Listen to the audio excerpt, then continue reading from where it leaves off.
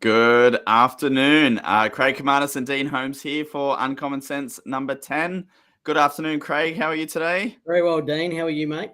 Excellent. Thank you. You're coming live from sunny but yet cold Melbourne today. Yeah, a little bit of pricity today, which is the winter sun. So it's out a little bit, but it's still very cold as we continue our travels around the country.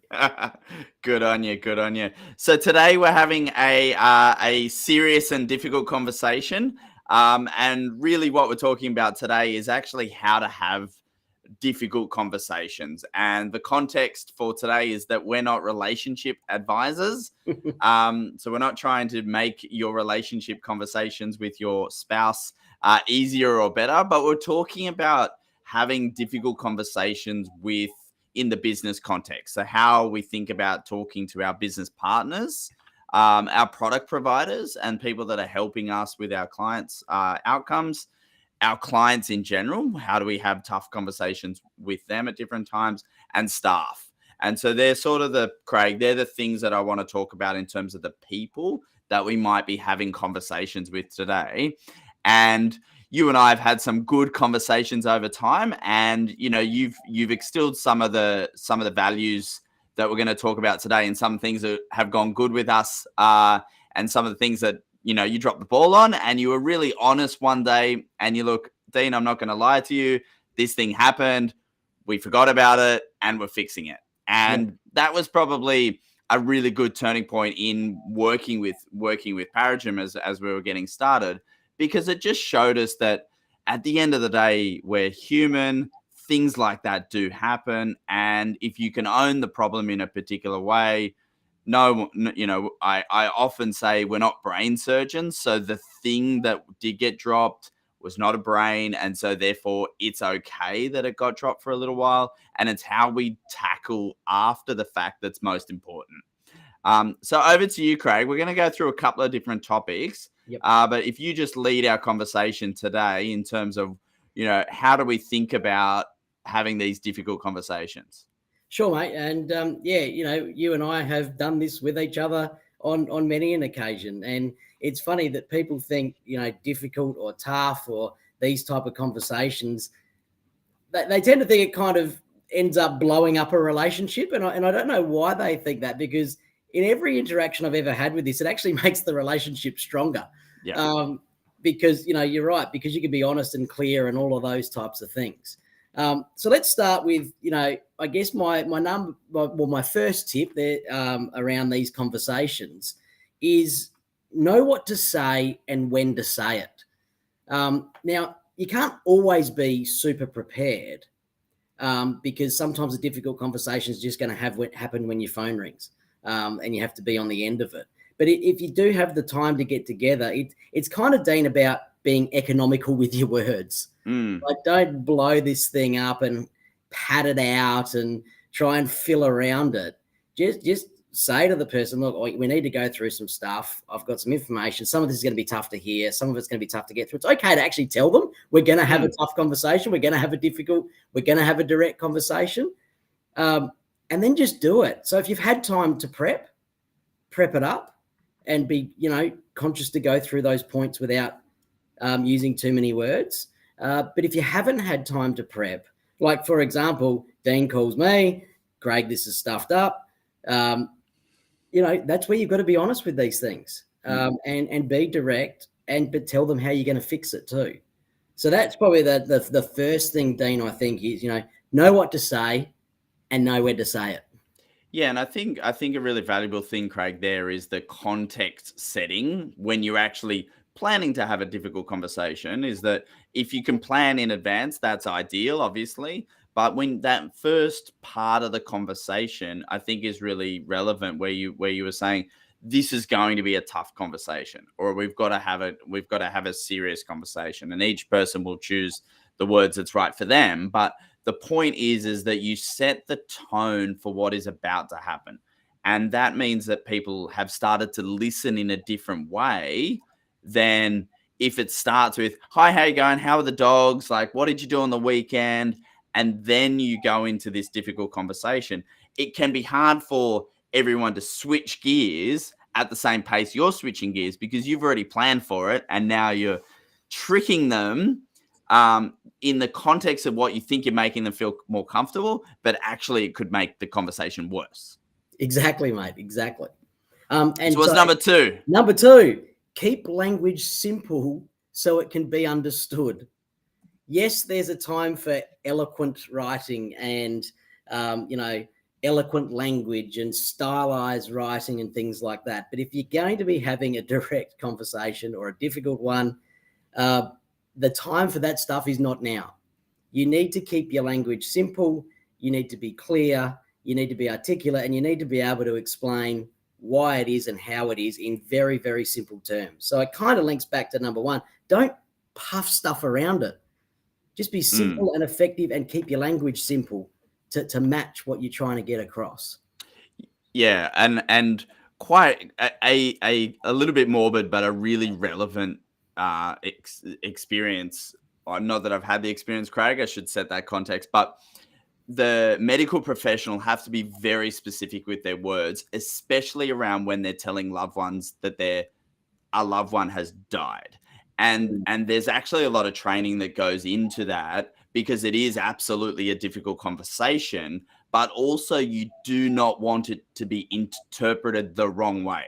So you don't want to say things like couldn't save them yet. Like, we couldn't save them means that they could put yet, or didn't survive, or passed away. These words have the chance, when there's heightened emotion, when you're in a hospital, for example, where they can be misinterpreted, and then it results in more and more conversations. And so if you read about it, or just contextual, like imagine what the scenario is, the doctor unfortunately has to come and tell the loved ones, and he has to, or she has to, very quickly say the person is dead, and needs to communicate that still in a really compassionate way, but needs to make sure that they're having a very focused and short conversation. But the result is that the other person knows, unfortunately, with 100% confidence, that what the answer is. And so that's just an example of completely irrelevant to financial planning. It's actually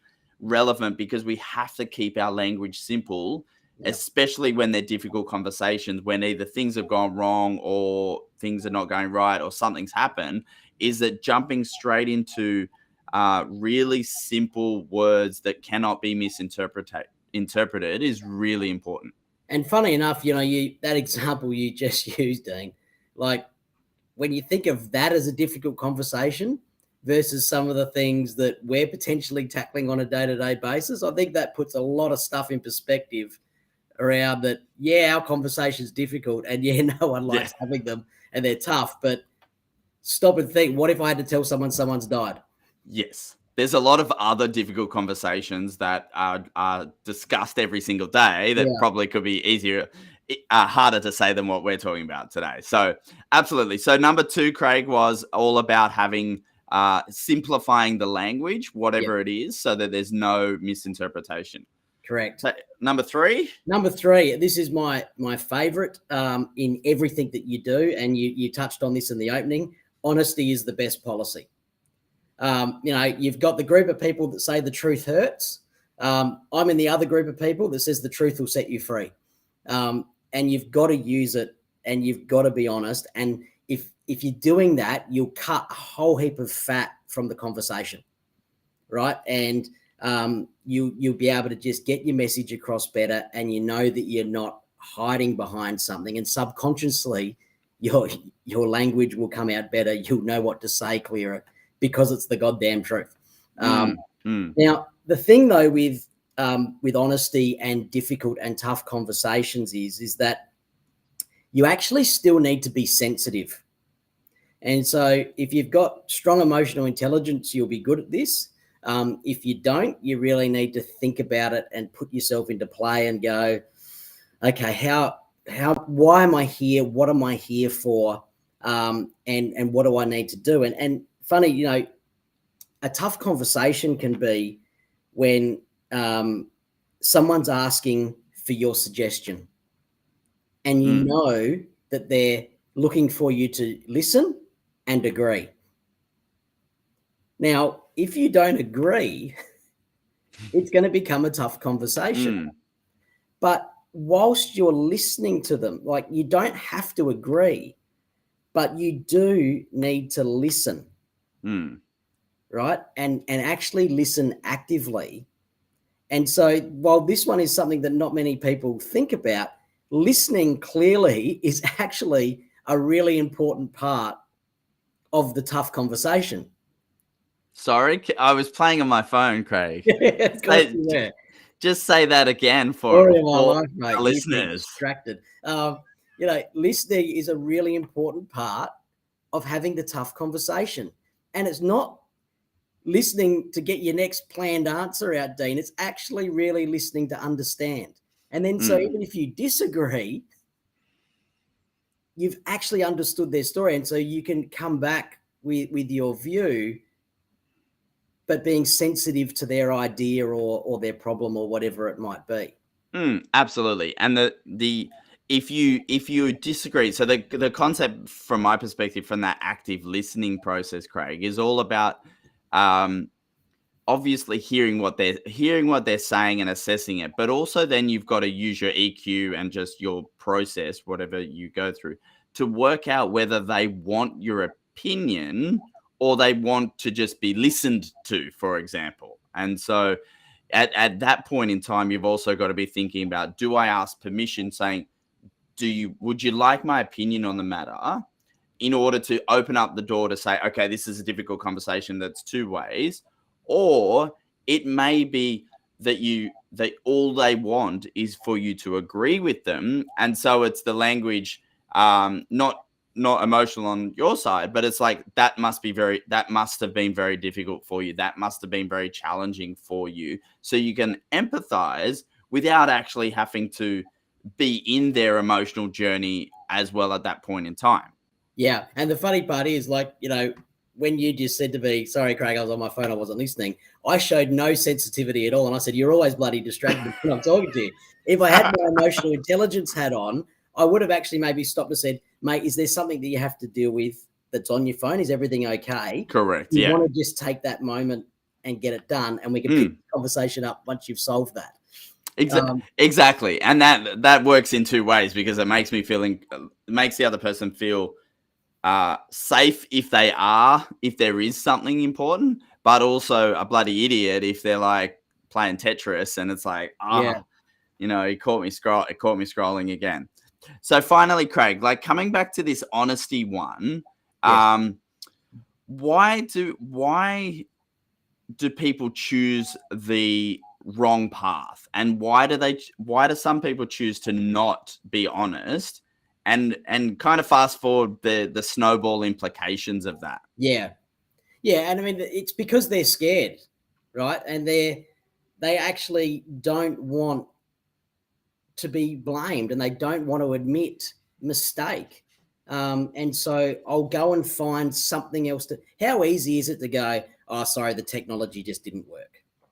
Or this didn't work, or, that didn't happen. Or the product provider didn't transfer it over. Or I love blaming the product provider, Craig. What the hell? Everything sometimes, don't they? And, and it's easy to do that, right? But what I think people don't realize when they're doing that, versus me going like we did, Dean, sorry, some human being missed that in our business and we're going to fix it, is if I go, the software didn't work, eventually you're going to start going, well, what kind of software do they invest in that they can't even get that working? Or this didn't happen. Well, what kind of relationship do they have with those people that they don't care enough to do it right for them? And that's your snowball effect, that it actually starts you questioning your relationship with my entire business, rather than just knowing that the truth is that, unfortunately, today a human being made a mistake and we have to fix it. And so I think, mate, it's fear. It can't be anything else other than fear of letting that person down and trying to build something around it that it couldn't possibly be them or something in their business, like a human being in their business. Yeah, and I think if you think of it from the client's perspective, that you want to be seen as like a great service provider, and so therefore, when things have gone wrong, if you aren't honest and you blame everyone else besides yourself and you don't take responsibility, that might in the short term, the client might go, oh, okay, Dean did really well there because he dealt with some crap for the other industry, but that thing's going to repeat itself. And it was an opportunity for you to build the foundational relationship with the product provider. Build a foundational relationship with the client that you can strengthen over time, which is getting through adversity of things that go right and wrong. And, clients stick with you for a very long period of time, even though things might go wrong in your business, their business, or an external business. But it's about being honest in terms of that relationship side as well. Now, Craig, we've done a little bit of this in that honesty bit. We did. But tell us about the next one. Stop waffling. It's no good. And the scenario I draw on here is, I'm sure everyone's bought something from someone in a store or a shop. And I always remember the time that, the person in the shop had convinced me for the $300, $400 pair of Nikes and all that kind of stuff. And I'd made my decision, and then you're at the counter putting it through to pay for it. And they feel like they need to continue to tell you about it and sell it to you and go on and on. You're going to be so comfortable in their shoes. Wait till you run in them. And I'm sitting there going, would you stop waffling? I've bought the shoes. I don't need to hear it anymore. And it's the same with tough conversations and direct conversations. Do not waffle. It's bad for them. So you don't need to say the same thing 3 times, Craig. No, you don't, Dean. No, you don't, Dean. No, you don't, Dean. So why does that happen though? Is that nerves, or is it not thinking about the conversation? Why do you think it happens because I know that it happens. I see it in conversations often that we get caught in this spiral. What is it? How can we see it happening and stop it? Yeah, so I'm not a psychologist. Let's start with that. But I think it happens for a few reasons. Sometimes it happens because I'm actually trying to cloud the message that I'm trying to give. Which is not good. Other times it happens because I'm so happy that I've given the message that I want to give it another 4 times. Just maybe I need the practice. So I'll just say it 4 more times and, how good was I've said it, which is not good. And I actually think they're the 2 major things that drive it, is either hiding it or I'm so proud I've said it, I'm going to keep saying it. Or probably the third thing, if I'm really honest, is that, and this happens to me as well, if you don't review your own work, you don't even realize that you're doing it. Yes. And so Craig and I have been recording lots of videos in terms of stuff that we've been doing off the line, but I'm not watching it back. And so I'm not even reflecting on my own performance to work out whether I'm waffling or not. And that's probably the third element, Craig, is that we do have to practice our craft and think about how we went when we were having that conversation to reflect as to whether we did waffle, did we repeat ourselves, were we clear in our message that we were trying to get out? Because there are a couple of simple things that we can do to get better for next time. Waffling's not going to improve today's conversation. Reviewing it and thinking about it for the next conversation could help you to simplify your message over time. Definitely. And the other thing waffling does, Dean, is that sometimes it can undo it. So let's say you and I were having a fee conversation and I've had the tough part and I've told you you're going to pay more for a service. But I'm still uncomfortable and I keep waffling. By the end of that waffle, I've probably just agreed, you know what, Dean, let's just leave it where it is. Yeah. And so you've wasted the tough conversation. Correct. Or you've wasted a lot of time. Yeah, you've wasted the tough conversation and you've convinced the client not to go ahead with your fee increase. So that's there's a whole waffling thing, which one of the things that Craig and I'll be doing later on in the year is called practice your pitch, or like an open mic night, in terms of advisors getting together and practicing conversations, because we're all in our own individual businesses, potentially all working from home. We're not really getting this exposure to practice the things that we have to do and practice difficult conversations and practice having one-on-one or one-to-many conversations. So Craig and I are practicing it here for everyone to watch. But more importantly, we're going to share that with advisors as well, because we'd love to create the community where people practice their different elements of their conversation with a safe group, so that when they go and have those conversations and the tough conversations with their clients or their staff, they've already practiced it once. My favorite saying is that no one changes anything on grand final day. No. They just do exactly the same thing time and time again. And the New Zealand rugby team is amazing at the rituals that they follow every single match, let alone the finals. And that's a kind of the discipline that's really important. We'll be focused on that as well, of practicing that discipline. Excellent. I'll just throw a sneeze in there, mate, to show. Yeah, I saw. Look, not edited, and the one thing you can guarantee is when a video goes on you get an itchy nose. Yeah. Don't worry. We'll edit that out in post-production, so you don't need to worry at all. On LinkedIn Live, they edit that automatically before it gets out there. So I think that's it for today, Craig, in terms of our tips for having these difficult conversations. My last tip that my business partner and I always used to do, which was just a little bit of a fun thing, but it was a mental and physical preparation for having a difficult conversation, is we'd actually say that we have to do 10 push-ups. Okay. But we'd actually do the 10 push-ups. And so it does, whether it's a phone call, video call, or you're doing it in the hallway before you go into a meeting, it does change your entire attitude, physiology, et cetera, pumps blood where blood should be and all those kind of things. And it's the mental preparation of having the difficult conversation. So if you want my final tip, it's actually to do 10 push-ups before you have the difficult conversation and see how that can change your body and attitude as well. And then follow Craig's 6 tips after that. Love it. Thanks very much. This was Uncommon Sense number 10. So we've hit double digits. So thank you for joining us and continuing along the journey. As always, if you've got any ideas of what you'd love us to discuss, you can submit them through. This came through from one of our clients. So any ideas, please send them through. Follow us on LinkedIn and you'll be able to watch, obviously, next fortnight, but also participate in the conversation both here and on LinkedIn so we can continue to teach the community over time. Awesome. Thanks, everyone. Thanks, everyone.